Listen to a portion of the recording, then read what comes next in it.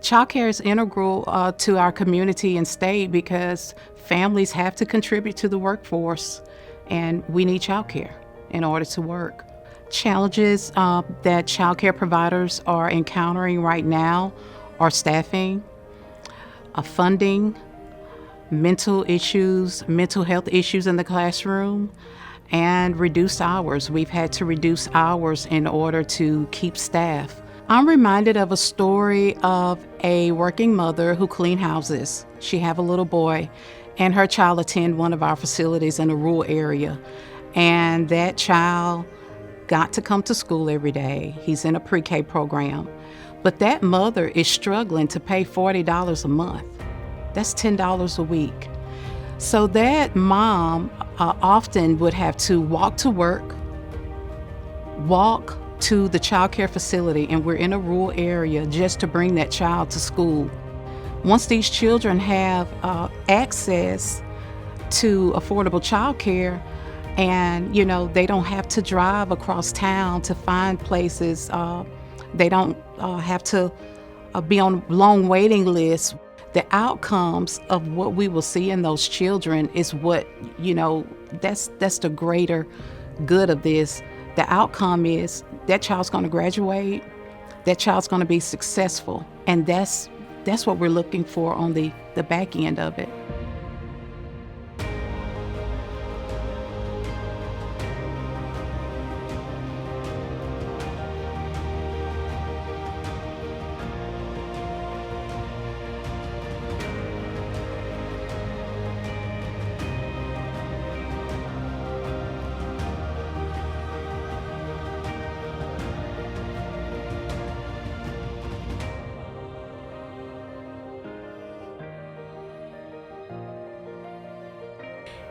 Just like a road or a bridge, childcare is a necessary infrastructure to keep Alabama working. And yet limited access to quality and affordable childcare keeps an estimated 85,000 families on the sidelines and out of the workforce, hindering the economic progress of our entire state. For years, our foundation and countless others have sounded the alarm. The time to invest in childcare is now. This is a watershed moment. Women and families are calling on you, our elected officials, business and civic leaders, to officially join us in creating public policy that opens the door for all Alabamians to ascend the path of economic mobility. Because Alabama's thriving economy of tomorrow requires removing barriers for women today. Welcome to Clearing the Path, Women's Foundation of Alabama's annual research showcase to highlight eye-opening data, convene policymakers, business, and community leaders, and ignite robust dialogue surrounding the role of women in our state's future prosperity. This is the business case for childcare in Alabama.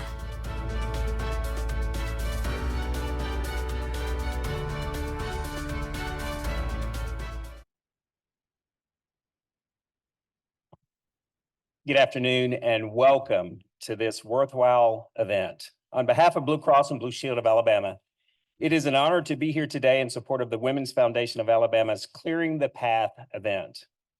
We recognize the importance of the Women's Foundation and the vital role they play in keeping Alabama's workforce thriving by advocating for families to have access to safe, quality childcare. I would like to thank Melanie, what a great job on the video, for leading this organization, and the entire Women's Foundation team for the outstanding work they are doing and the impact they are having across Alabama, including expanding access to maternal health care, addressing the work and wage gap, and investing in quality childcare. These initiatives are making it possible for hardworking parents to get to their jobs every day, resulting in our state having a stronger workforce and a sustainable economy, which means a better Alabama for all of us now and into the future. Again, thank you all for being here and for supporting this very, very worthwhile cause. Thank you very much.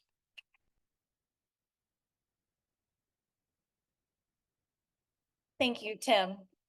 We applaud Blue Cross and Blue Shield of Alabama's shared commitment to this work and for proactively making childcare available for your employees for more than a decade.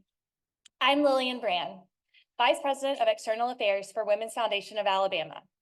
And as I look out into this sold-out room, on behalf of Melanie and our entire board of directors, a special thank you to our donors, sponsors, and community volunteers, without whom meetings like today would not be possible. Thank you.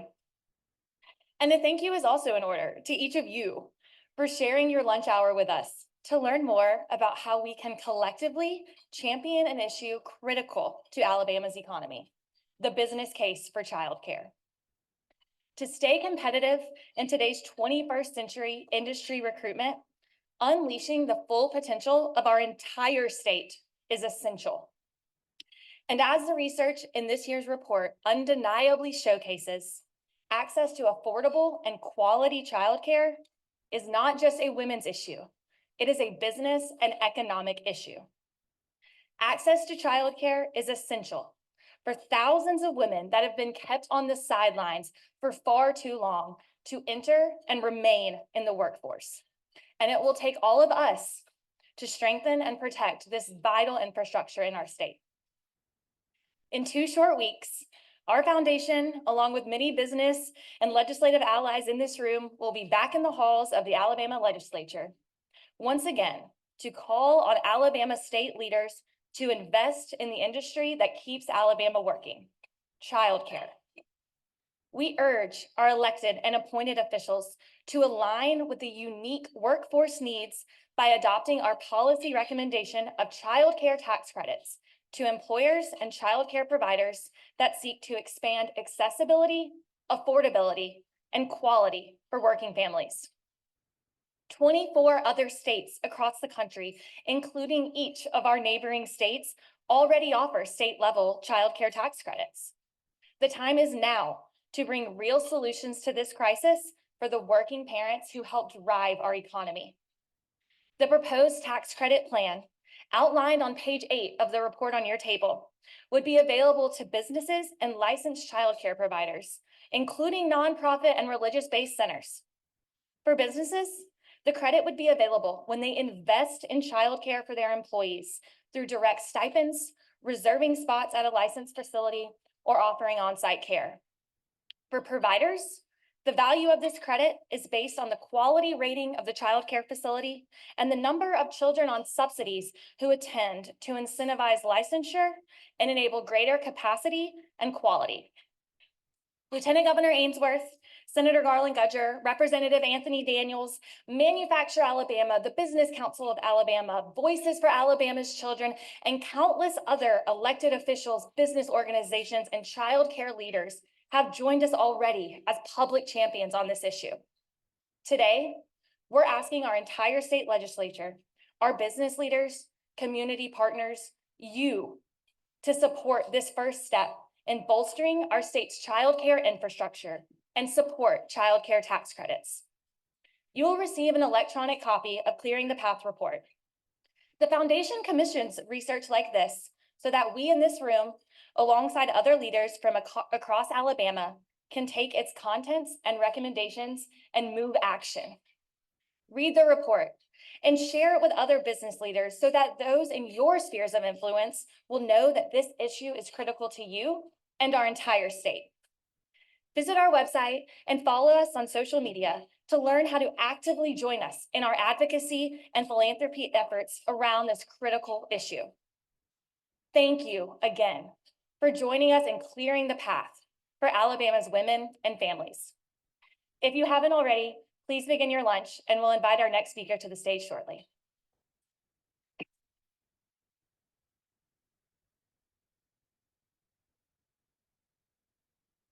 Good afternoon. My name is Clay Schofield. I serve as the Executive Vice President at the Business Council of Alabama. BCA is proud to serve as Alabama's exclusive affiliate to the U.S. Chamber of Commerce, and I have the honor of introducing you to one of our distinguished speakers. As you know, The U.S. Chamber of Commerce President and CEO Suzanne Clark was planning on being with us today to share her unique perspective on the national economic landscape. But she was unfortunately under the weather and unable to be here with us in person. And she sends her regrets.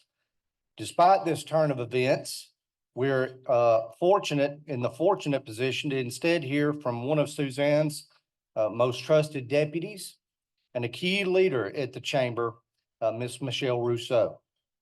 Michelle Rousseau is the Executive Vice President and Chief Communications Officer of the U.S. Chamber of Commerce, the world's largest business network and advocacy organization.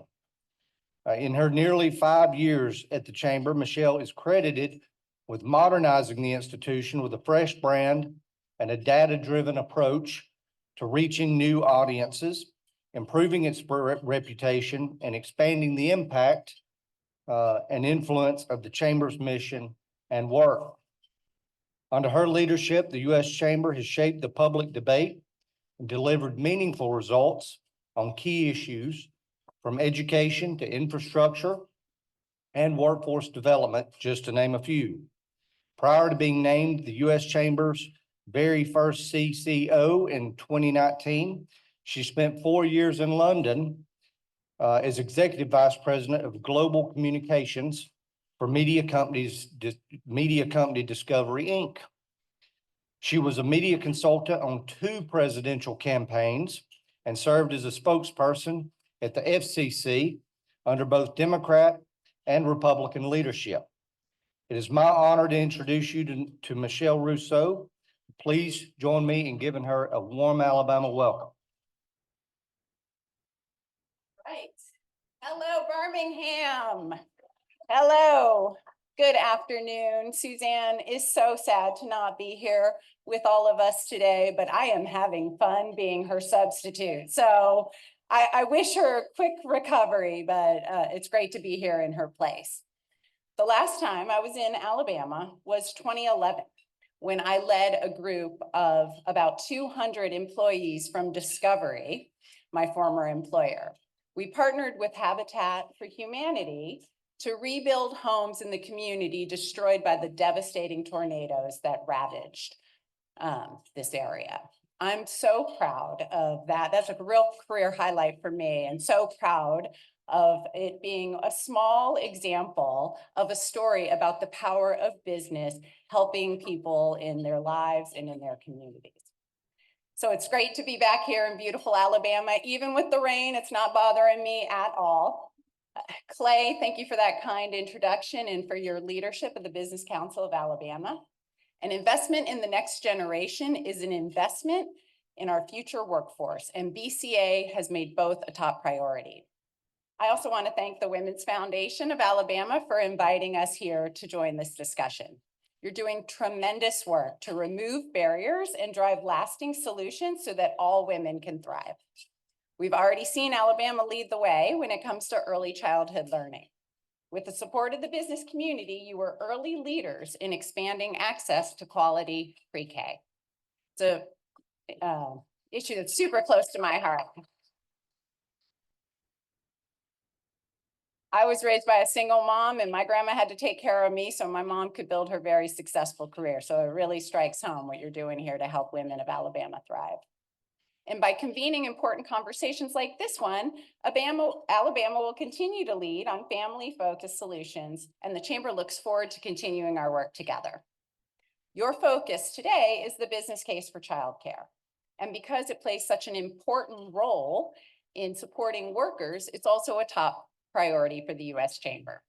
Today, I'll share a few of the ways we're engaged in this issue and use the bulk of my time talking about the types of issues that cut across all of the Chamber's work in support of American companies, whether they're doing business in Birmingham, Baltimore, or Berlin. Every one of the 300 issues our experts work on every day, from childcare and the worker shortage to energy and trade, ladder up to our 112-year-old mission of promoting and advancing American free enterprise. As the world's largest business network and advocacy organization, we have a bird's eye view of all the ways that businesses and the people who drive them lift communities and solve problems. We talk with CEOs from companies of every size and every sector every day so that we can represent their interests and those of the business system writ large. We also help leaders in government understand the needs of business to support smart policymaking. Now, the key word is smart. And to be honest, smart things don't always come out of Washington. That's when the Chamber's unique voice and vantage point matter most. We can bring together the perspective of our members, the on-the-ground intelligence of our state and local Chamber partners, and the expertise of our team to help officials in Washington get smarter and act more effectively on the issues that matter to communities like yours.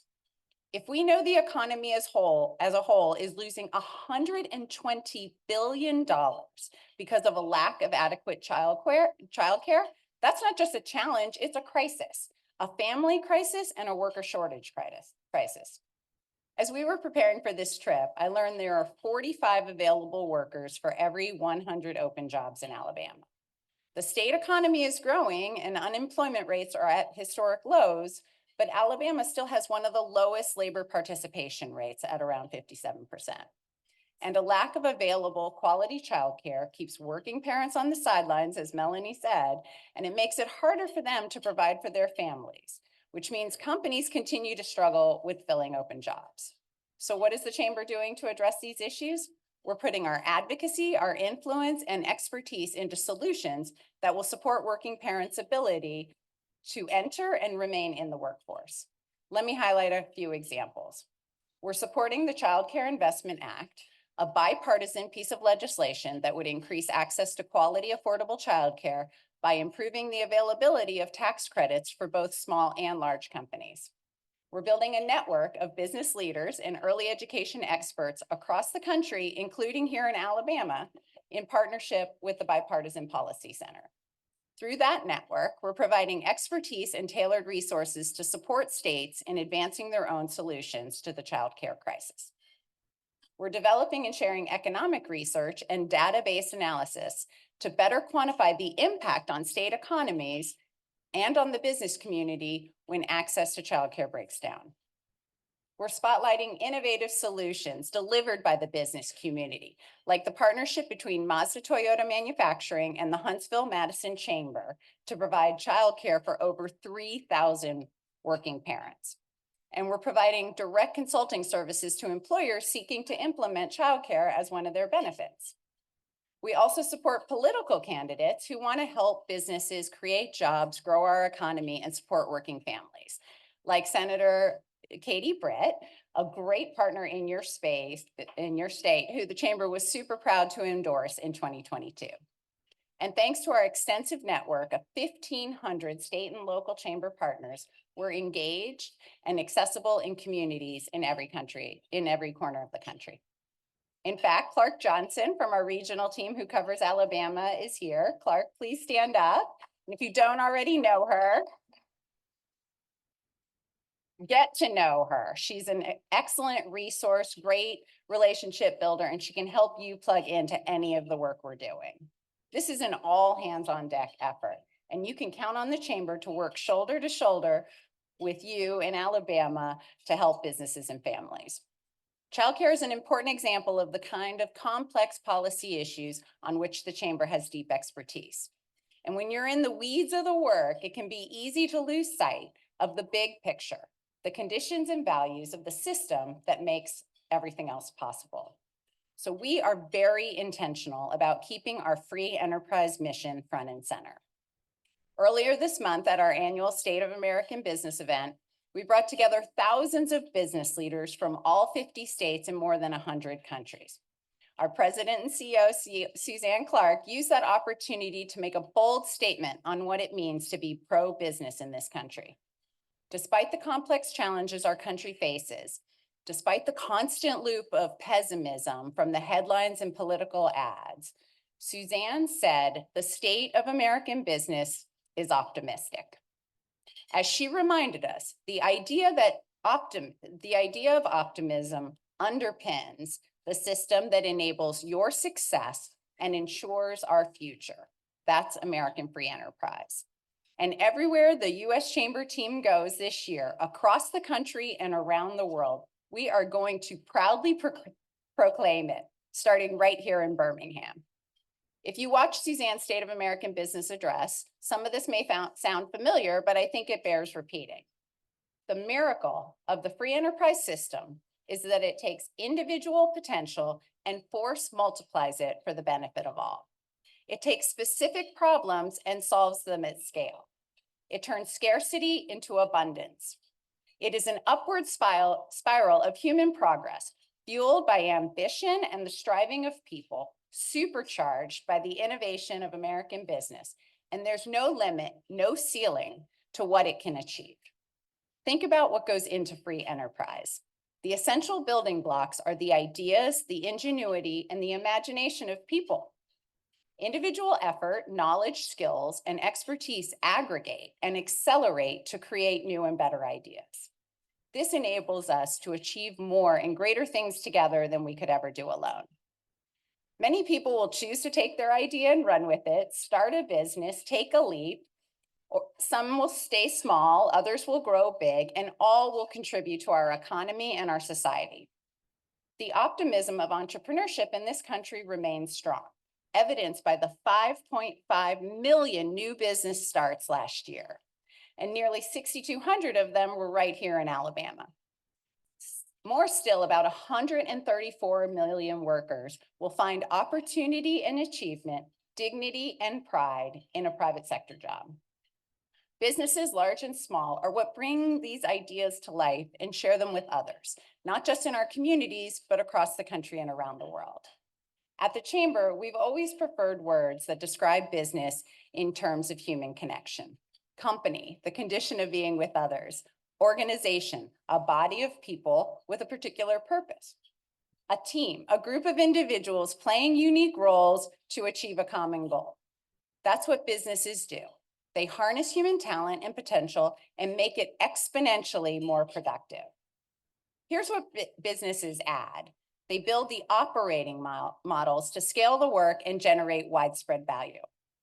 They raise the capital to invest in ideas and turn that into groundbreaking innovations. They manage the resources, systems, and networks needed to solve complex problems. Above all, they make sure everyone in the long chain of bringing an idea to market gets rewarded for their contributions through payments, salaries, wages, health benefits, retirement savings, and more. All of those things together is what enables people through business to serve others, solve problems, and strengthen society. Ideas, products, services, and solutions are then tested in the market. Suzanne likes to quote her favorite business school professor who used to say, "The market is not your mama. It's not going to love you just because you exist."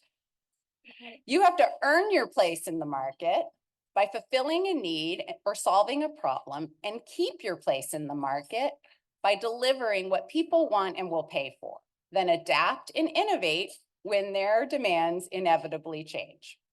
That's why anyone who says that business is driven by self-interest is right. It is fundamentally in business's interest to serve the interests of their customers and their teams, because if they don't, in a market system, they will fail. Markets are competitive, and that competition is a creative force. Failure leads to learning and is often a prerequisite for success. Winners take their profits and find new problems to solve. Competitors learn from others and drive continued advancement.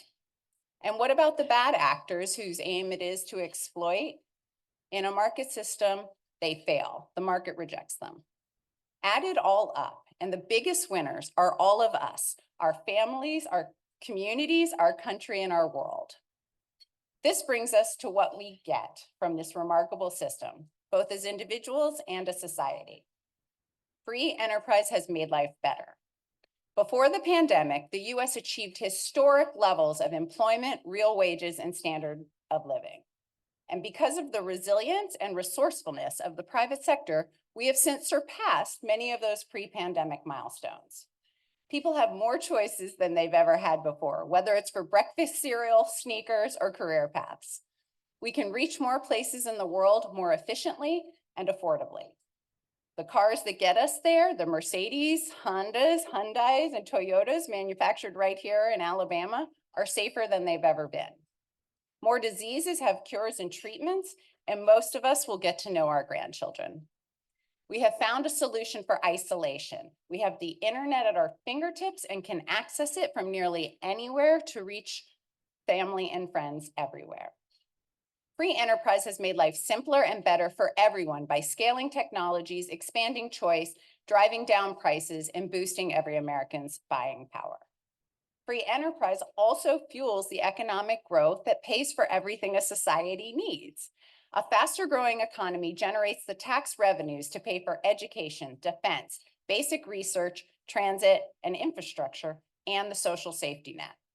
It fuels philanthropy and funds the arts and entertainment and culture that enrich our lives. It enables organizations like the Women's Foundation of Alabama to strengthen this community. Most importantly, growth puts more money in people's pockets so they can care for their families and pursue their goals. That's why, in advancing our mission, the U.S. Chamber staunchly advocates for policies that are pro-growth. Finally, free enterprise has not only improved life and opportunity here in the United States, it has served the cause of humanity around the world in astonishingly effective ways. Over the past few decades, a move to market liberalization, a rules-based trading system, and democracies choosing to foster competition in their economies have resulted in a 70% reduction in global poverty, a rise in global life expectancy from 64 to 73, a plummet in illiteracy from 25 to about 13, and a decrease in child labor from 16% to less than 10%. Countries that have liberalized their economies have higher wages, better health outcomes, safer environments, better human rights, and stronger democracies. So why should we care about that? In a global economy and very fragile geopolitical times, it is in America's best interest for other economies to grow and succeed through free markets. Prosperous nations are stable nations. They become partners, allies, and ballasts against authoritarianism. Like the free markets, the global economy is not a zero-sum game. Someone doesn't have to lose in order for us to win. On the contrary, the rise of the rest means new customers, new markets, and new allies for the United States. I've talked a lot today about how people and business operating in free markets can improve lives and change the world. What I haven't talked a lot about is the role of government, and it has a very important role to play as well. It's not to manipulate the economy by picking the winners and losers. It's not to micromanage companies or direct their behavior for political reasons. It's not to tip the scales in favor of labor union bosses. And it's not to overregulate industry into submission or failure. The role of government is to foster the conditions that enable human potential and empower businesses to serve people, solve problems, and strengthen society. That means letting markets work and protecting them from excessive government intrusion, passing pro-growth public policies that are workable and predictable, setting common sense regulations that clearly signal to businesses the rules of the road, and exercising the fundamental duties of keeping the government open and running.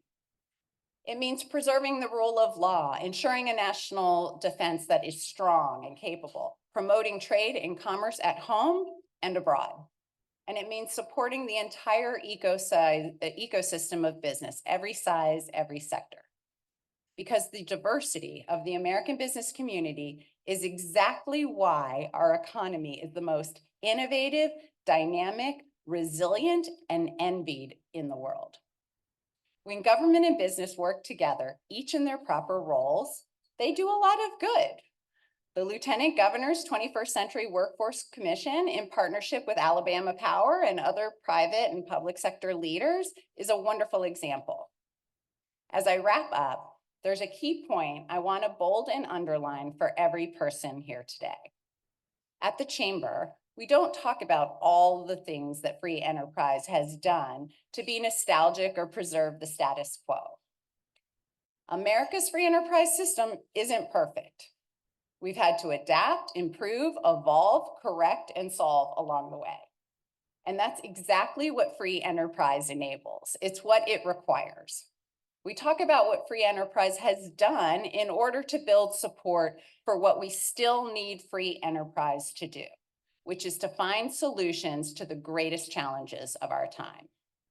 We need free enterprise to revitalize communities that were left behind in the modern economy, to rethink education and childcare in this country so every person has the opportunity to do and be and give their best, to reskill and reposition the workforce for the future so all people can keep up with the rapid pace of change.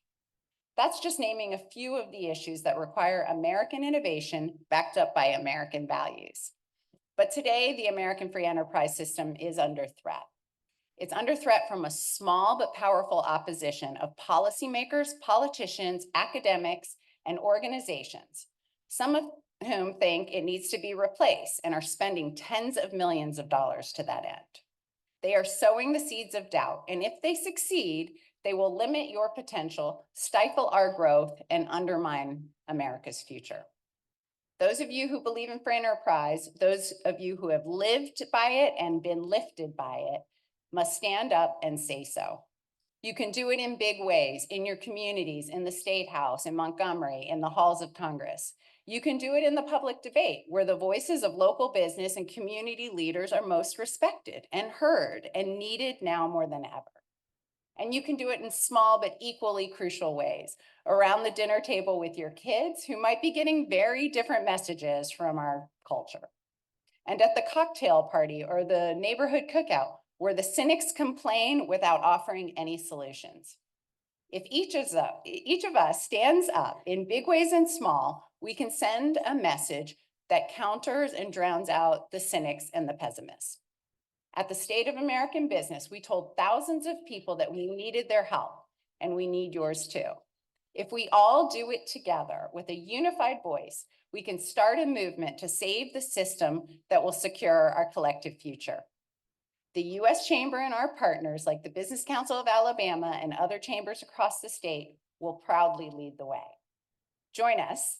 Visit uschamber.com to find out how you can get involved. Free enterprise itself may not be the cure for all the ills we face today, but its animating forces just might be. We are a free nation made up of brilliant people, each with inherent worth, individual agency, the power to create, and the drive to pursue. When we give the best of ourselves and combine it with the best of others, there's no challenge we cannot solve together. At the U.S. Chamber, we're not content to complain. Like the Women's Foundation of Alabama, we don't just sit around and admire problems. We stand up, we rise above, we get to work, and we serve our communities. And together we change the world. Thank you.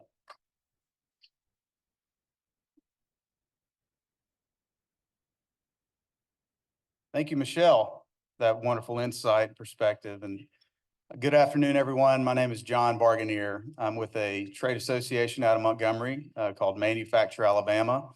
We do what our title indicates. We represent and advocate on behalf of manufacturers across this state.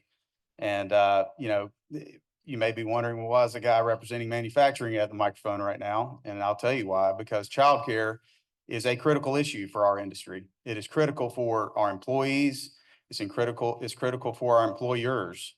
It is the single biggest barrier that our members have brought to us in the last couple of years, asking us to look into this and to address. And we're just honored to be a partner with the Women's Foundation. Melanie, thank you for your leadership. It's been we were talking earlier about how interesting our coalition is, right? You wouldn't necessarily see our two groups get together and work on similar issues, and we're having a lot of fun with that. And I just want to thank you for the partnership and the leadership there. Speaking of leadership, I also want to recognize two individuals who have been mentioned, but I'd like to reemphasize that. These are two individuals who have been on the forefront of the child care legislative push since day one. I believe Representative Anthony Daniels, the House Minority Leader. He has been our sponsor in the House last year, continues to help us shepherd this. I know he's not here today, but I also want to recognize my good friend, Senator Garland Gudger over here from Coleman. Senator Senator Gudger, I think it took you 10 seconds to hear us pitch this to you, and you said, I'm all in. So I really appreciate your leadership. Look forward to working with you this session. So speaking of leadership, I would love to introduce our next speaker, and I've had the pleasure of witnessing firsthand his commitment and passion to workforce development in this state. Lieutenant Governor Ainsworth first began serving our state in public office when he was elected to the House of Representatives in 2014. He has been a champion for pre-K, K through 12 education and higher ed, and he's an advocate for businesses as well as large and small, chairing the Small Business Commission, I believe, and running that. And then also he's an advocate for the agricultural industry as well. He declared his candidacy for Lieutenant Governor in 2018 and received the most votes of any candidate for constitutional office on that general election ballot that year. Pretty impressive. He was elected to a second term without major party opposition in 2022. Lieutenant Governor Ainsworth is a father. He's a small business owner and a farmer from Marshall County, and he deeply understands the pivotal role that accessible and affordable childcare plays in the lives of our citizens. He has been an incredible champion and leader in bolstering our state's workforce, specifically through initiatives like the child care tax credits, which he unveiled earlier this week. I had the opportunity to be at that event. He believes that by investing in our families, we're investing in the future success and prosperity of our state, as we do as well. So right now, if you don't mind, I'd love to offer a warm welcome to my friend and our next speaker, Lieutenant Governor Will Ainsworth. Thank you.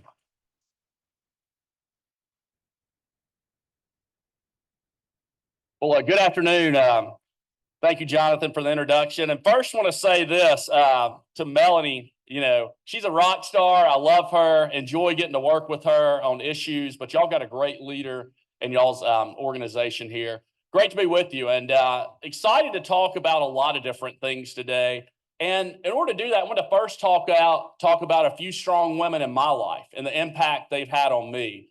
And first, strong woman, I guess, that had a huge impact on me would have been my grandmother that's passed away. And she grew up in Birmingham, was a single mom that raised my dad.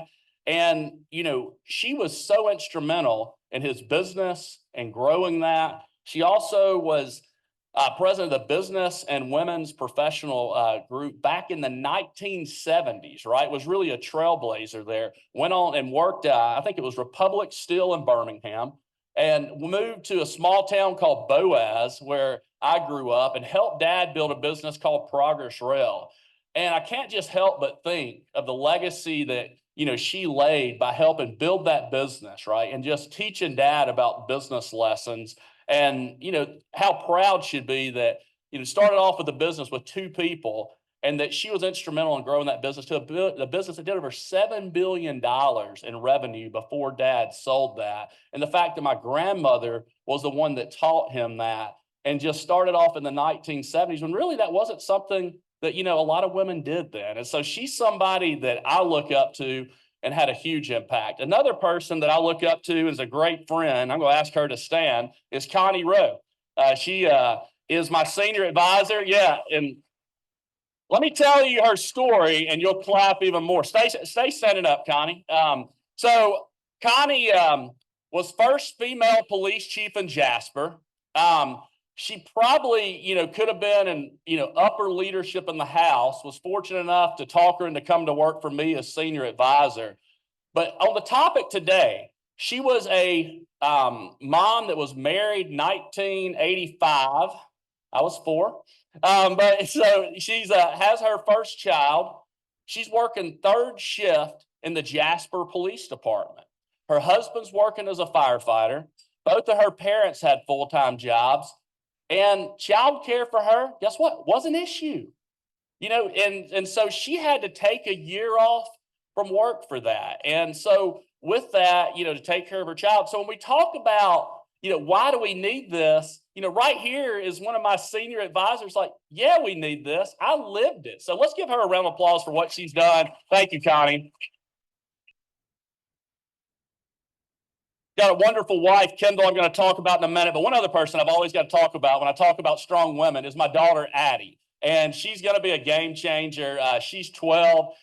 Fortunate enough, I really encourage her to be around strong women and get to learn. And, she has to do that every day for my wife, but she also got to go around with Senator Britt. And after she won the primary, and I've known Katie and Wesley since college. And so she got to do that. And it was funny. I ran into somebody and said, hey, we met your daughter. And we were talking to her and said, hey, what do you want to do when you grow up? She's like, I want to be the president. And so, but anyway, if y'all get to meet her, she's great. A lot of times I bring her to different events. Obviously, she had school today, but huge believer in just women, but also, with my family experience, we've got to do better as a state. And I want to talk to you all about that today, some things we're going to do. I bring good news from a state standpoint. Our economy's growing. Our population's growing. We've seen record budget growth in our state.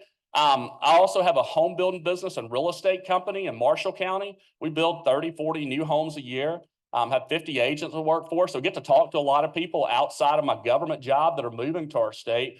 And people continue to move here for our quality of life, the great schools we have, just the overall, tax situation here. But on the child care issue, we've got to do better, and we're going to do better. And so I want to talk about that. My wife was a pre-K teacher, and previous speaker talked about pre-K and the importance there. And you should be proud of our pre-K system. But I also want to tell you about why pre-K matters. When I was running for the House, went and talked to kindergarten teachers in Marshall County. And I said, what can I do to help you if I get elected to the House of Representatives? And they said, well, these are all kindergarten teachers. They said, we need pre-K. And it kind of surprised me. Because we're in Gunnersville, pretty prominent area. And I said, why? And they said, well, we got a lot of kids that parents aren't doing their job anymore. I said, what do you mean? And they said, kids come into kindergarten, think about this for a second, they've never been read to. They don't understand basic numbers, right? And they said, so pre-K is going to help these kids get caught up, right? Well, now we start talking about childcare, even more important. And so, I've lived this with my wife, doing pre-K. I made a bad mistake, right? Bad mistake early in a marriage and calling it, babysitting. Didn't do that again, right? And so, but, what's amazing, when you look at how a child's growth, the mind grows from the time they're born to age 5, we got to make sure we get a hold of those children and make sure that we're teaching them. Pre-K has done that. And you ought to be proud. You can clap for that. Absolutely. And so no matter where I go in the country, national conferences, we're known for our pre-K. We've been number 1 in the nation for the last 17 years. We're going to continue that and expand. And the goal's simple on pre-K. We want to make sure every child in the state has access to pre-K. That's where we're going with that. Next on the tax credit plan. They had mentioned that one of my goals as lieutenant governor is for Alabama to be the workforce engine of the Southeast. And I'm going to talk about that plan. But one of the points that's super important in that is making sure we have a child care tax credit. And we put that in our plan that we released this week. And I want to say this, Melanie, you're looking here, I'm looking at your card. The time is now for state leaders to break the dams holding back women for far too long. It's going to happen. We're going to do it this session. I'm going to be all in to make sure that happens. And it's going to, with Senator Gudger, Representative Daniels, it will be a bipartisan issue. We're going to get it done. And so what are we going to get done? First, an employer tax credit. I'm not going to go into all the details on that. A provider tax credit and then a nonprofit provider tax credit. We're going to make sure that the legislature gets that done, send over to the governor, make sure the governor signs it, and then, add us to one of the states that has that. Then let's continue to work on other issues, right, that impact women and that impact the workforce. And so that we're going to get that done this session. Other stuff in our committee report. And want to do this too. Thank our commission members. Senator Chastain was on that. Senator Coleman Madison from right here in Birmingham. Senator Dan Roberts from in Birmingham. Senator April Weaver. Representative Danny Garrett from Trustful, Representative Kelvin Lawrence, Representative Joe Lovern, Representative Debbie Wood, then also had the Power Company and Power South, had 2 private sector and different members that had a huge impact. And, if you see them, make sure you thank them for serving because it takes a lot of time. But really our task force said this, we believe that everybody has a God-given ability. Everybody has a purpose in life, right? And the purpose of education is to get people ready for a job.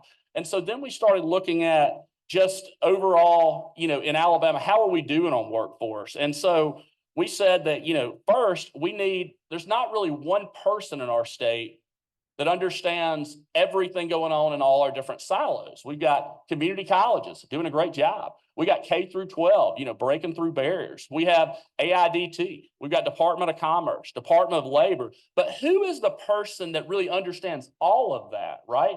And so with that, one of our first recommendations in our report is to have a cabinet level secretary that'll be under the governor's office. And, that person would be like an athletic director, right? That's going to oversee the athletic program. You have football, baseball, right? And they're going to make sure all of them are working together, but also that we're moving forward on workforce in our state and they understand all the issues there.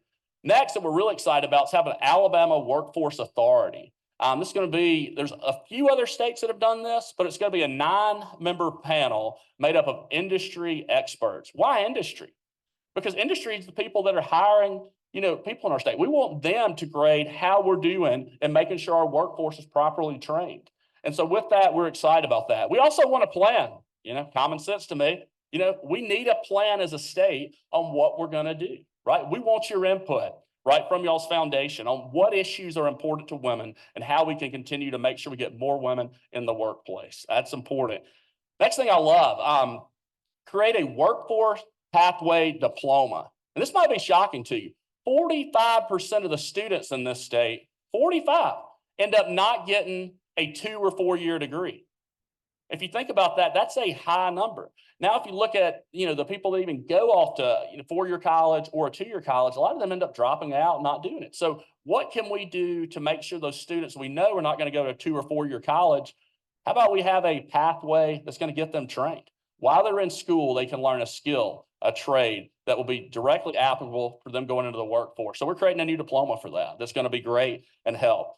Also, public-private partnerships like what we're doing today, military scholarships. We want to make sure our veterans can get trained and go right into a job.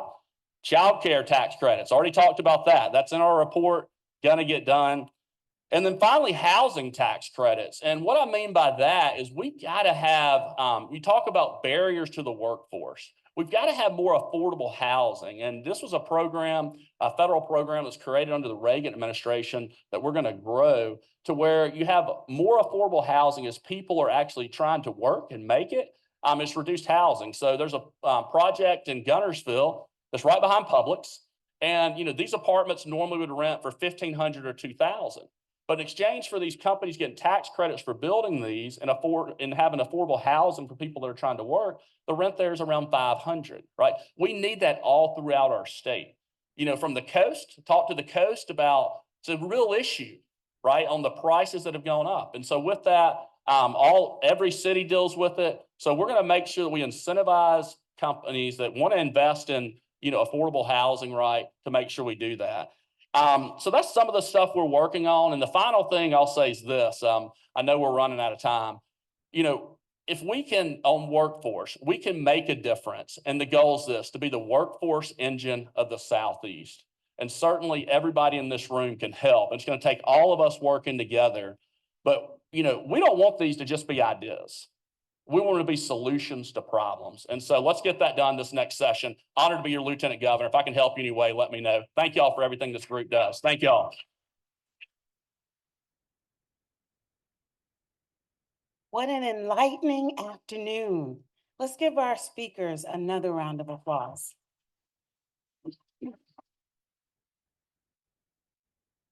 Let me start by thanking our distinguished speakers. U.S. Chamber Executive Vice President and Chief Communications Officer, Michelle Rusev, and our Lieutenant Governor, Will Ainsworth. You both brought a wealth of knowledge and experience to this conversation that further illuminates the undeniable truth that child care is critical, not only to Alabama's women and families, but to our state's entire workforce and economy as well. I am LaWanna Bradford, Women's Foundation of Alabama's board chair. And I thank you all for being with us today as we convened policymakers, business leaders, and community partners to help highlight the challenges and opportunities surrounding access to childcare in Alabama. We know the problem, and together we can activate the solution. This is Alabama's watershed moment, a turning point for our state's women and economy.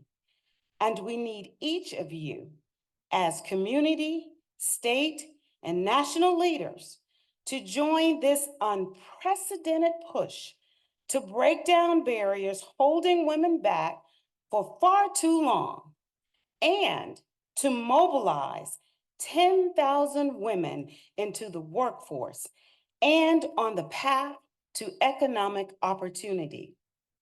We hope